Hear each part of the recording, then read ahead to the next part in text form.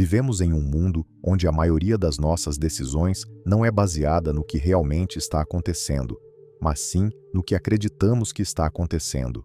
Muitas vezes, confundimos a realidade com os nossos pensamentos, como se fossem a mesma coisa, mas não são. Os nossos pensamentos são interpretações, filtros mentais construídos a partir de experiências passadas, medos, desejos e suposições. Imagine que você está andando na rua e alguém não responde ao seu cumprimento. Automaticamente, sua mente começa a preencher os vazios. Será que está com raiva de mim? Será que ouviu algum boato? Será que fiz algo sem perceber? E sem nenhuma prova concreta, você já está sentindo culpa, ansiedade ou raiva. Mas e se essa pessoa simplesmente não te viu? E se ela estava distraída ou passando por um dia difícil? A mente cria histórias tão convincentes que, muitas vezes, acreditamos nelas mais do que nos próprios fatos. A verdade é que nossos pensamentos nem sempre refletem a realidade objetiva, mas sim uma versão moldada pela nossa perspectiva. Essa confusão é tão sutil que muitas vezes nem percebemos quando acontece. E o mais perigoso é que agimos como se essas ideias fossem verdades absolutas. Nos afastamos de pessoas, tomamos decisões impulsivas, criamos conflitos, tudo por confiar cegamente no que pensamos. Isso acontece porque o nosso cérebro odeia incertezas. Ele prefere ter uma história, mesmo que seja falsa, do que encarar um vazio. Então ele inventa explicações, conecta pontos que não existem e, em pouco tempo, estamos reagindo emocionalmente a algo que nunca aconteceu. A mente não distingue bem o que é imaginação e o que é realidade. E isso, se não estivermos atentos, pode transformar pensamentos inocentes em realidades dolorosas. Alan Watts foi um dos grandes responsáveis por introduzir o pensamento oriental, especialmente o budismo zen, o taoísmo e o hinduísmo, ao público ocidental de maneira acessível, provocadora e profundamente transformadora. Nascido na Inglaterra em 1915, Watts teve uma formação cristã e acadêmica rigorosa, mas desde cedo demonstrou inquietação com os limites da lógica ocidental e com a rigidez das instituições religiosas tradicionais. Este pensador costumava dizer que confundimos os mapas com o território, ou seja, os conceitos com a realidade. Para ele, os conceitos são ferramentas úteis, mas perigosas quando acreditamos que representam fielmente o que existe. Watts dizia que tudo o que pensamos, rotulamos ou explicamos é apenas uma descrição, nunca a coisa em si. Quando você olha para uma árvore e a chama de árvore, por exemplo, você não está vendo o ser vivo em toda a sua complexidade. Você está vendo um símbolo mental, uma ideia simplificada. O nome, o conceito, é como uma etiqueta colada sobre uma presença viva. E quando nos agarramos demais a essas etiquetas, perdemos contato com a essência do que está diante de nós. Watts alertava que, ao nomear o mundo, paramos de senti-lo diretamente. Passamos a viver nas palavras e não na experiência. Essa visão de Watts é especialmente impactante quando refletimos sobre como vivemos presos a ideias fixas sobre nós mesmos e sobre os outros. Dizer "eu sou ansioso", "ela é difícil", "isso é impossível", são apenas frases, conceitos que soam como verdades, mas que na verdade congelam uma realidade muito mais fluida. A vida, segundo Watts, é como a água corrente, está sempre mudando, mas nossos conceitos tentam engarrafá-la, contê-la, controlá-la. E o resultado disso é frustração, porque a realidade não se curva aos nossos rótulos. Ela é viva, pulsante, imprevisível. Watts incentivava a prática de ver sem nomear, ou seja, observar o mundo e a nós mesmos sem a compulsão de julgar, rotular ou explicar. Apenas estar presente, com os sentidos abertos, permitindo que a realidade se revele sem a interferência constante do pensamento conceitual. Ideias equivocadas, quando isoladas, costumam morrer no silêncio de uma mente ou se dissolver com o tempo. Mas quando essas ideias encontram eco em uma multidão, quando são repetidas com tanta frequência que começam a parecer verdade, Elas deixam de ser apenas pensamentos inofensivos e passam a se tornar forças sociais destrutivas. É assim que nascem o preconceito, a intolerância, a desigualdade, não como atos isolados, mas como frutos de crenças compartilhadas. Quando uma sociedade inteira começa a aceitar, por exemplo, que certos grupos são inferiores, menos inteligentes, menos dignos, ela constrói sistemas inteiros para sustentar essa mentira. Leis injustas, narrativas midiáticas distorcidas, políticas de exclusão. E tudo isso parece normal, porque todo o entorno passa a funcionar com base nessa ideia. A violência, então, deixa de ser vista como problema e passa a ser considerada necessária. A pobreza deixa de ser consequência de um sistema falho e passa a ser culpa do pobre. O preconceito deixa de ser crime e passa a ser opinião. Esse fenômeno já foi estudado por diversos pensadores e se repete ao longo da história com rostos diferentes, mas com a mesma essência. Quando uma ideia falsa se torna coletiva, ela se transforma em ideologia. E ideologias, como já vimos, possuem o poder de legitimar o inaceitável. É por isso que regimes totalitários, sistemas coloniais, segregações raciais e até genocídios sempre foram sustentados por narrativas ideológicas que diziam: é para o bem maior, é assim que as coisas são. Alguns nascem para mandar, outros para obedecer. Quanto essas ideias eram alimentadas por instituições, escolas, religiões e até pela ciência da época, as pessoas continuavam acreditando que estavam fazendo a coisa certa. Essa é a tragédia. Ideias erradas parecem certas quando muita gente acredita nelas. Por isso, nunca devemos subestimar o poder de uma mentira bem contada. Uma mentira individual é apenas um engano, mas uma mentira coletiva, aceita sem questionamento, pode moldar uma civilização inteira baseada na injustiça. Ideologias são sistemas de ideias que tentam explicar como o mundo funciona e como ele deveria funcionar. Elas oferecem narrativas organizadas sobre política, religião, sociedade, moral, economia, tudo o que molda a visão que temos da realidade. A ideologia funciona como um par de óculos. Ao colocá-los, vemos tudo através de uma lente específica. O problema não está em usar lentes. O perigo surge quando esquecemos que estamos usando essas lentes e passamos a acreditar que o que vemos é a realidade absoluta. Acreditar cegamente em uma ideologia significa deixar de questionar, deixar de observar por si mesmo e começar a repetir ideias como se fossem verdades imutáveis. Isso gera fanatismo, intolerância, polarização, como alertou George Orwell, autor do impecável romance 1984. As ideologias não apenas moldam a forma como enxergamos o mundo, mas podem ser usadas como instrumentos de dominação quando assumidas sem reflexão crítica. Em sua obra, Orwell descreve um regime totalitário em que o Estado controla não só as ações das pessoas, mas os próprios pensamentos. Palavras são eliminadas, o vocabulário é reduzido, a história é reescrita. Tudo para garantir que a ideologia oficial permaneça incontestável. E isso não acontece por meio da violência física, mas pela manipulação sutil da linguagem e da memória. O personagem central, Winston, trabalha exatamente com isso: alterar registros do passado para que estejam sempre em conformidade com o discurso atual do partido. O que era ontem deixa de existir se contradiz a narrativa de hoje. A verdade torna-se maleável, moldada conforme os interesses do poder.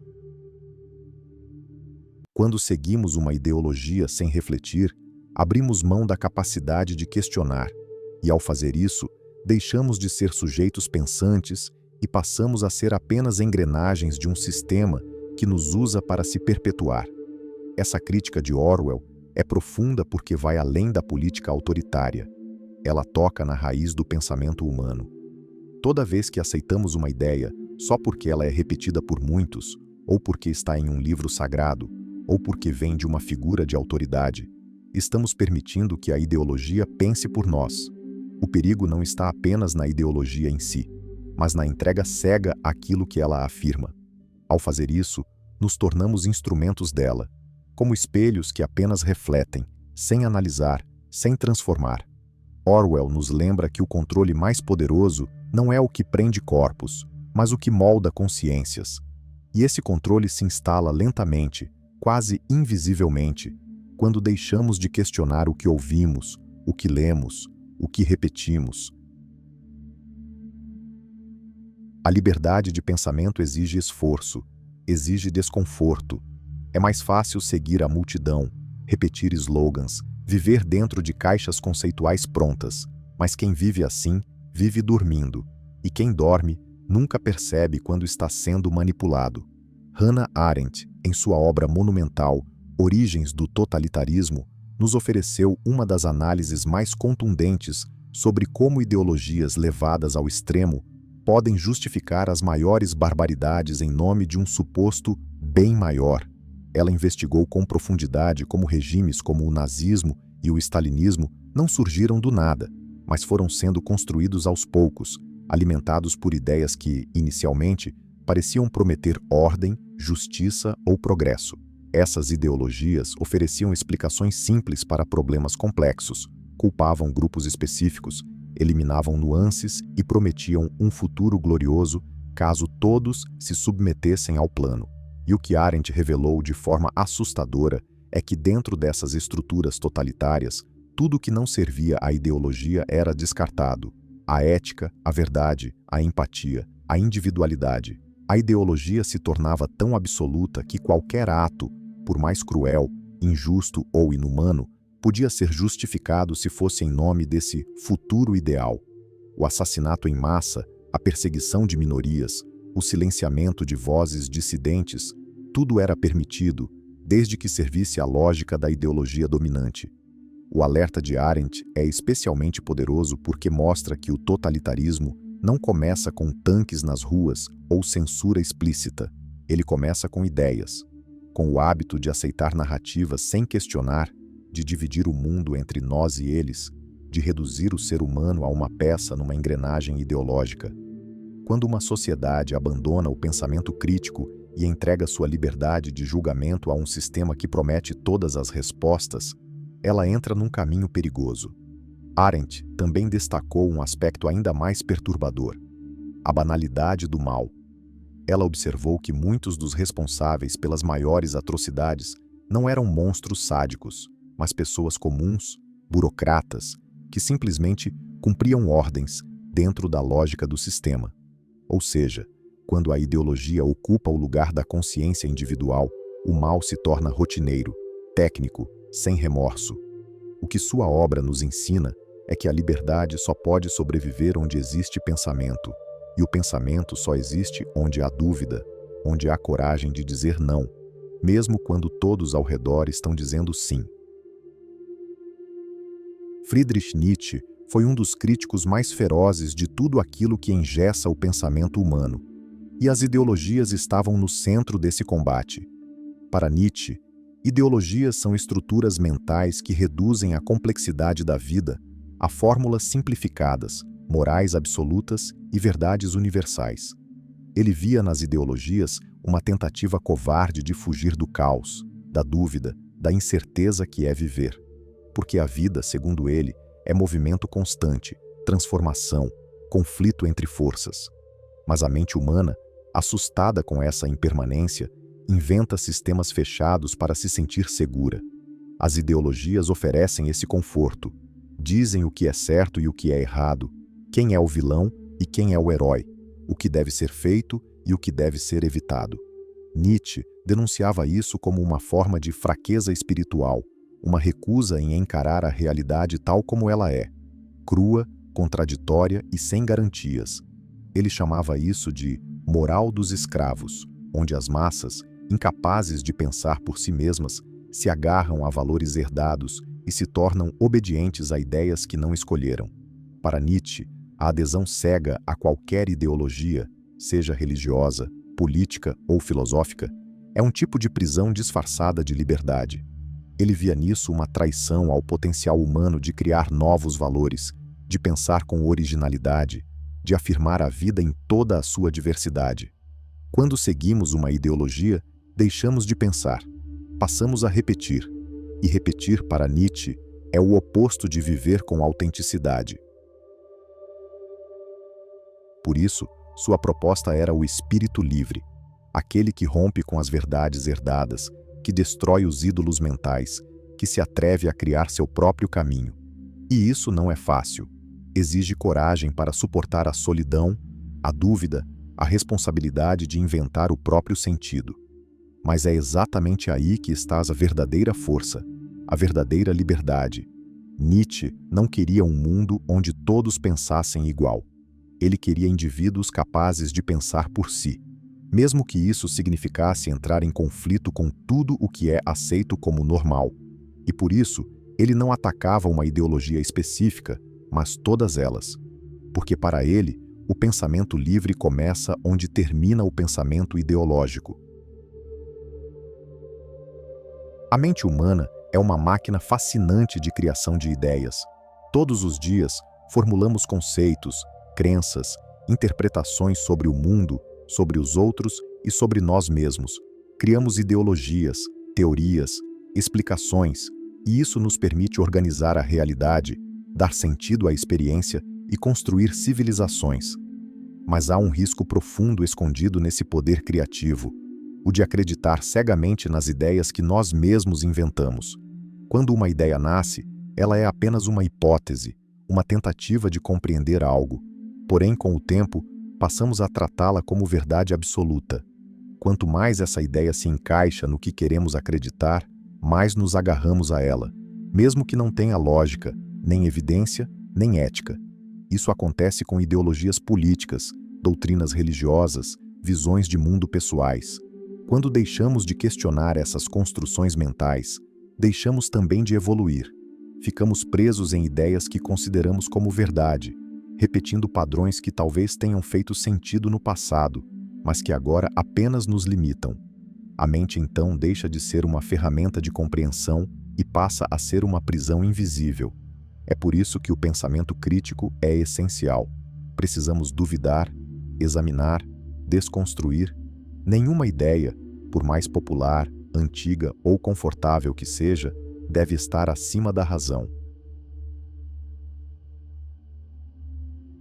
Uma ideologia que não se sustenta diante da análise lógica, que ignora fatos, que promove o ódio, a exclusão ou o fanatismo, precisa ser abandonada, porque quando ideias irracionais são aceitas como verdades sagradas, abrimos espaço para o preconceito, a violência, a desigualdade. A história está cheia de exemplos em que crenças absurdas se tornaram leis, e essas leis justificaram atrocidades. O fanatismo nunca nasce do mal em si, mas da cegueira intelectual, da recusa em perguntar: isso faz sentido? Portanto, devemos cultivar a dúvida como virtude. Devemos ter coragem de mudar de ideia, de reconhecer o erro, de desfazer o que antes parecia certo.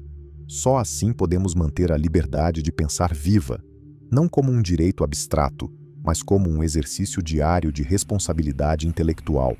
A dúvida, portanto, é o motor do pensamento livre e criativo, que nos fortalece, nos permite transformar e reinventar a realidade, enquanto as certezas nos limitam e nos impedem de evoluir.